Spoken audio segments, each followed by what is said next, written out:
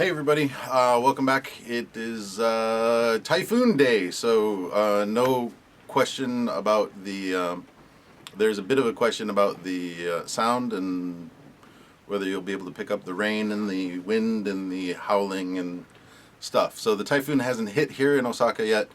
It is still on the way in, but since classes were canceled today, I figured great day to start talking about Japanese education.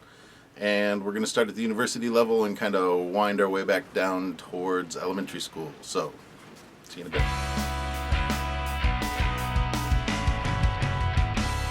So, yeah, Japanese education. Okay, so the Japanese university. I want to break this into two parts. One, what happens there for the most part, and two, how to get a job there. That second part is going to be a little bit more complicated, but I'll give you some opinions on what you need, what I think, and some good reasons why or why not to do that. So, here we go. Japanese education, university. University is particularly difficult to get into, and with a few exceptions like Waseda or Todai, Tokyo Daigaku, is reasonably easy to get out of. The entrance exam is difficult, and the English entrance exam even for foreigners would be a challenge, primarily because it depends on how the entrance exam is set up, but for the most part they're looking at grammar and they're looking at some listening skills depending on who puts the test together and how it's done. The key, though, is it's a long test. English is only one small part of it, and it is a difficult test. Even the English part, I think a lot of native speakers probably would have some difficulties, some challenges with it. However, for most schools, and we're going to paint with big strokes here, generally once you get in, the hard part's over. You may have one or two difficult classes on your way through. Particularly if you're an English major, you may have one teacher who's really, strict on stuff or whatever. But by and large, university is a pretty easy run through if you're as a student. There's a lot of opportunity, just like in the U.S., to be able to learn pretty much whatever you're looking for and learn it well and get some really great experiences. A lot of schools have study abroad programs, and so they send Japanese students overseas. Overseas students are sent here. And there's some great opportunities. But the beginning English classes are recaps of what you did in high school for Japanese students. And so they still have a lot of difficulty with it, but I think primarily it comes into students not putting the time in to do it. Club activities and circles and stuff are all very big parts of the university experience here, and unfortunately sometimes overshadow the academic parts of it. Now in the US you can say the same thing with athletics and academics, and it's pretty close to the same argument. However, the students who are skipping your class to go do club practice here are generally not on a full ride scholarship. And if they fail your class, generally they're not going to get smacked by the coach the same way that the coaches do in the U.S. There's not that. It's not a big moneymaker like, say, for example, collegiate football is back home, and so it's a giri, right? It's something you've signed up for the club, and now you're in the club, and now you are in the club, period. Students have told me that it's very, very difficult to get out of the club, and of course, as a teacher's response, you say, "Well, just quit," and the student comes back with, "Yeah, well, I tried to quit, but they wouldn't let me quit," which is really something difficult to get your head around. It's like, what do you mean you can't quit? It's just an activity club. So lots of pressure on students from many, many sides when it comes to club activities versus academics. And the teachers don't have the same stick that they have back home. Basically, depending on the school, depending on the university that you're at, you can hold attendance over their head, you can hold participation over their head, homework, quizzes, etc., etc. But there's a constant battle between what you're doing in the classroom and what the students are doing outside of the classroom. So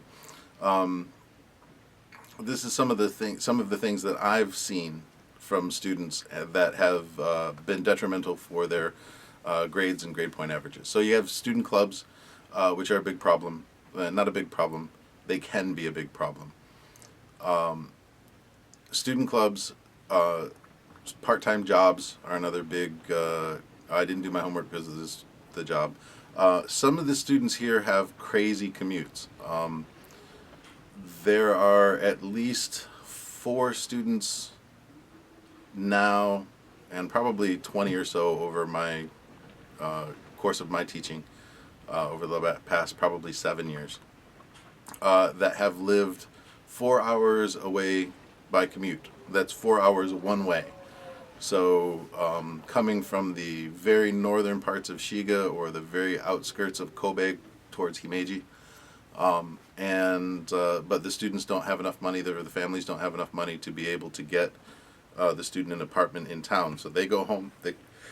They come to school, occasionally stay over at friend's house, but they'll come to school, do all of the schoolwork, and then looking at another 2.5 hour to 4 hour ride home. A couple of teachers do the same thing. There's a couple of teachers that have a 3 hour commute each direction.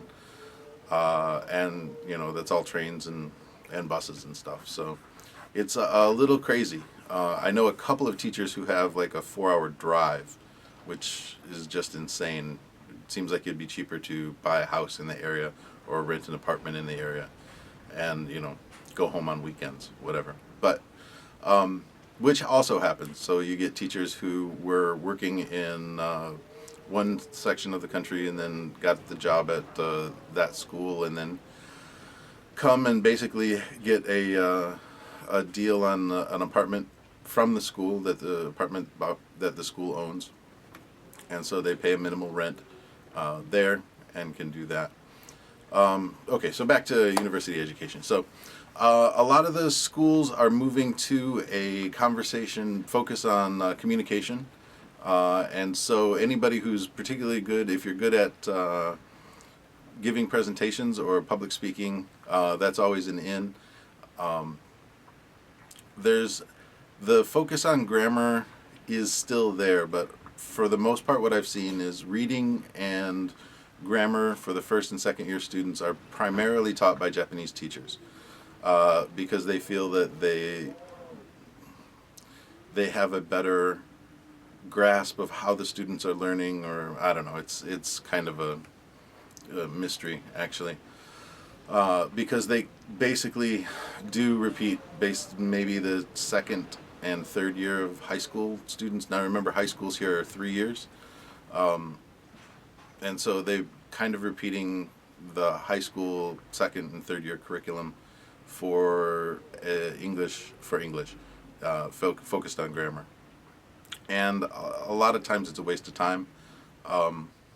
So yeah, the university system here overall I would say is okay.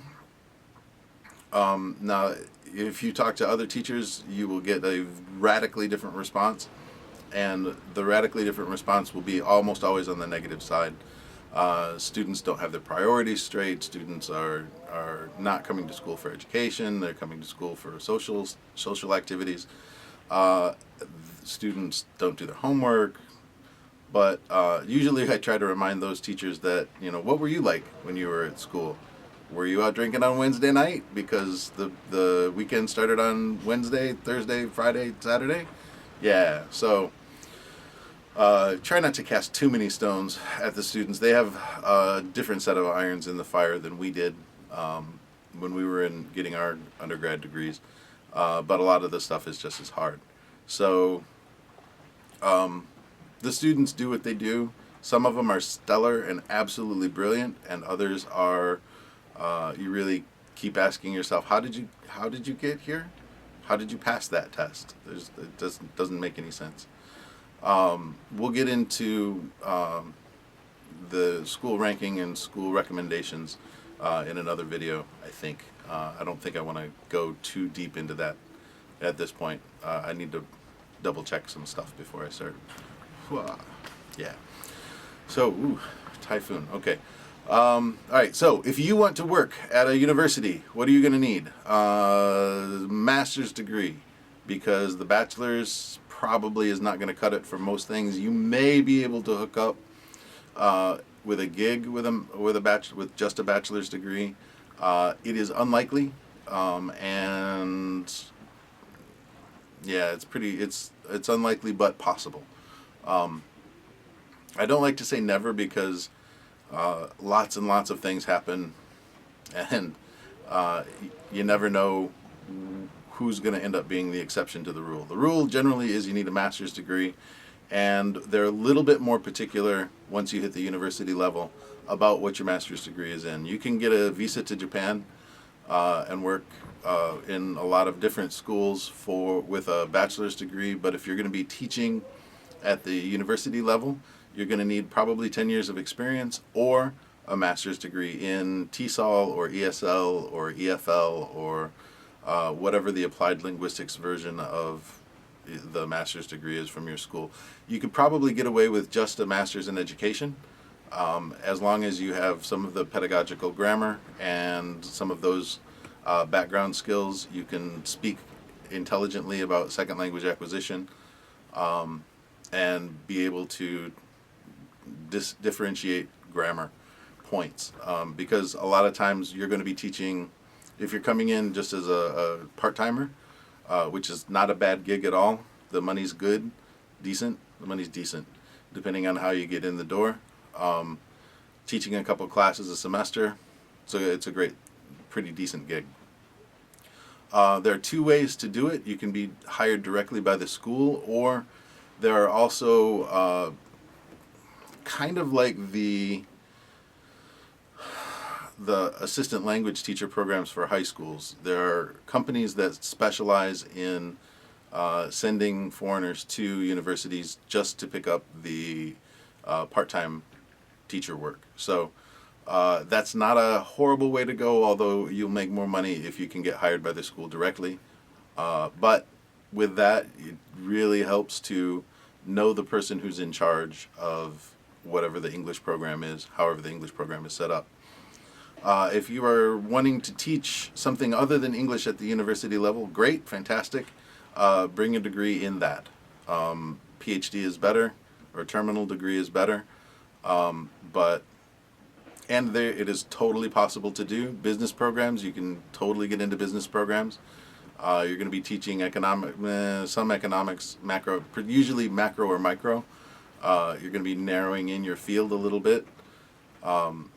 You're going to be doing presentation skills. You'll be doing market analysis type things and intercultural communication at a corporate level. So it is possible to do it with that, particularly MBAs. Although, quite frankly, if you have an MBA, you can do better outside of education than you can do inside of education. If you want to take a break for a little while, grab a college gig, that's not a bad thing. So back to English. Universities in English, totally possible to do. Get to know the English language program manager. Wouldn't hurt to find out if the school that you're wanting to work at has a writing program. If they have a writing program with a help room, maybe go in. It's a little painful, but you can go in and volunteer for a little bit, and that way you get your face and your name known. And a lot of times getting a university gig is more about the connections than what you know. So it's who you know, not what you know. Well, a little of both, but who you know is usually pretty important. And the who you know part needs to be somebody who actually has hiring power. That's really the key. I am going to keep this short because I got to make sure that all of my crap outside is not blowing away. So and the rains are starting to pick up. So classes were canceled this afternoon. Yay! Woo. But yeah, there's that. See, anything else I want to touch on real quick? Nah, not that I can think of. So, microaggressions. Yeah, maybe later this summer. I've got the book. As you can tell, it is not a thin book. This is one of two that's coming in. So, if people are still interested in it, I would say I got a bunch of stuff I got to finish up. So I would say probably around the end of August, if I decide to do that video. But we'll see. It's interesting. It's an interesting way to categorize racism or look at racism, but there are some negatives as well as positives on it. So, that said, the wind has started. So I gotta go. I'll see you later. Bye.